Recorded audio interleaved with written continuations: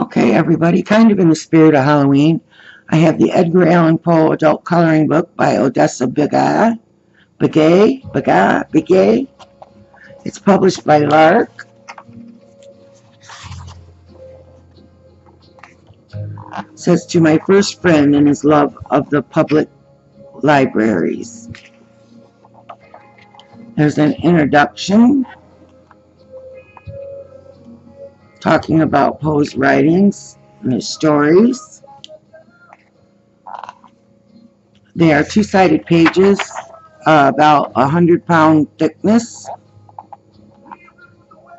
This is from the Black Cat. One morning in cold blood, I slipped a noose around its neck and hung it to a limb of a tree. There's the noose hanging the cat. Upon its head, with red extended mouth and solitary eye of fire, sat the hideous beast whose craft had seduced me into murder. Really dark. This is the cask of Amontillado. I don't know how to say it. Pictures are all kind of dark. Definitely go along with his readings. I forced the last stone into its position. I plastered it up. Against the new masonry, I re-erected the old rampart of bones. For the half a century, no mortal has disturbed them.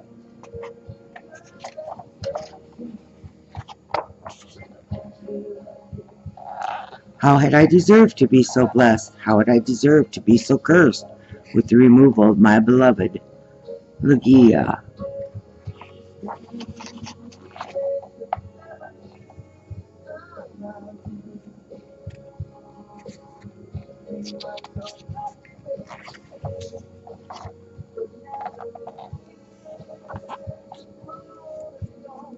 Not a book I think I will color probably in.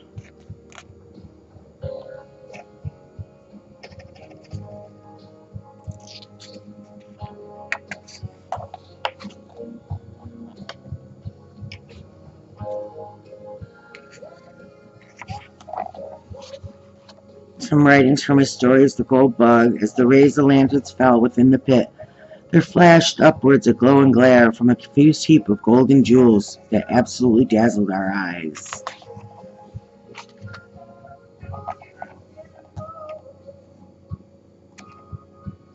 Many-colored grass, over the valley of many-colored grass, from Eleonoria.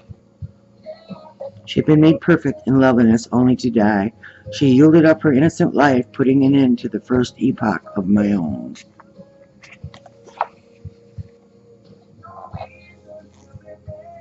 Bunch of crowns and florals. There came from some far, far distant and unknown land, into the gay court of the king I served, a maiden to whose beauty my whole recreant heart yielded at once. The oblong box. Could that be a casket?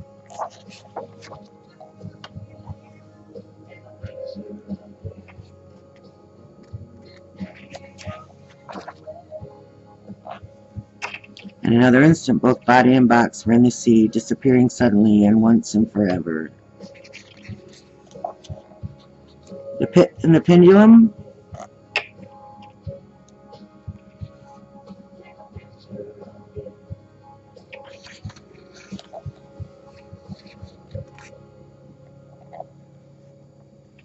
Twice again it swung, and a sharp sense of pain shot through every nerve. Some rats with the pendulum.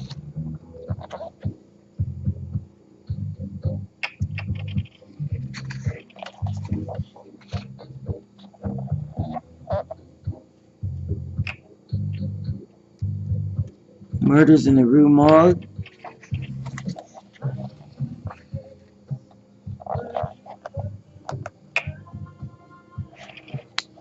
Bunch of inanimate objects.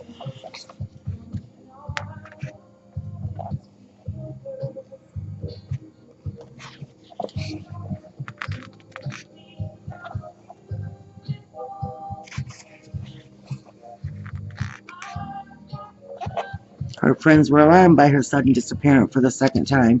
3 days elapsed, and nothing was heard of her. On the fourth, her corpse was found floating in the Seine. For the second time, her corpse.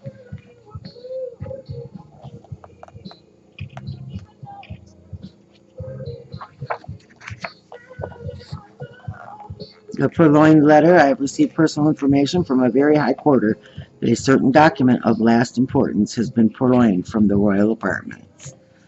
Bunch of letters.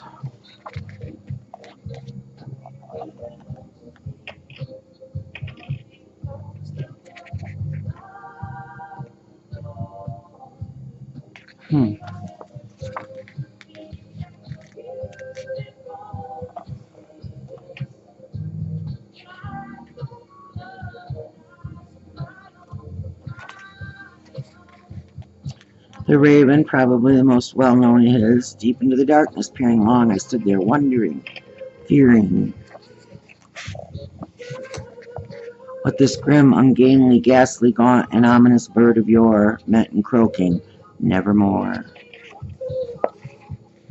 And my soul from out that shadow that lies floating on the floor shall be lifted nevermore.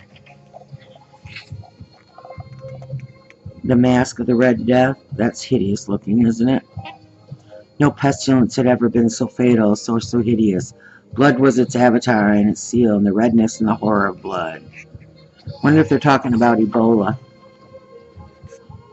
It was toward the 5th or 6th month of this seclusion, and while the pestilence raged most fiercely abroad, the Prince Prospero entertained his 1,000 friends at a masked ball. And now was acknowledged the presence of Red Death. He had come like a thief in the night, and one by one the revelers in the blood-bedewed halls of their revel. Shouldn't have had the ball, I guess. O craving heart for lost flowers and sunshine on my summer hours, the undying voice of that dead time. Tamerlane, the torrent of the chilly air, gurgled within my ear with crush. Of empires with the captive's prayers, the hum, the suitors, and the tone. O flattery round the sovereign's throne. I do believe that Albus hath a snare in every human's path. Else how in the holy grove I wondered of the idol love, who daily sent his snowy wings of incense burnt offerings. When it fell upon me, my blood ran cold. The telltale heart. All in vain, because death in approaching had stalked with his black shadows before him and enveloped the victim. He certainly was preoccupied with death, wasn't he? I placed my own seat upon the very spot beneath which reposed the corpse of the victim. My head ached, and I fancied a ringing in my ears. You can see his blood just poom, poom, poom, poom.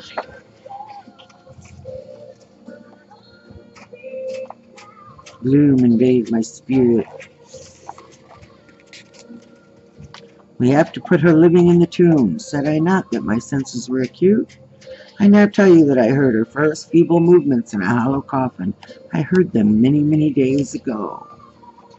Nothing like being blocked up in your tomb alive, right?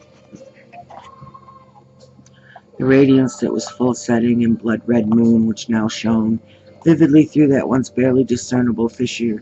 The fissure rapidly widened. I saw the mighty walls rushing asunder. The fall of House of Usher. There's a blip on the back about the offer and acknowledgments. And that's it. Edgar Allan Poe by Odessa Begay. An adult coloring book.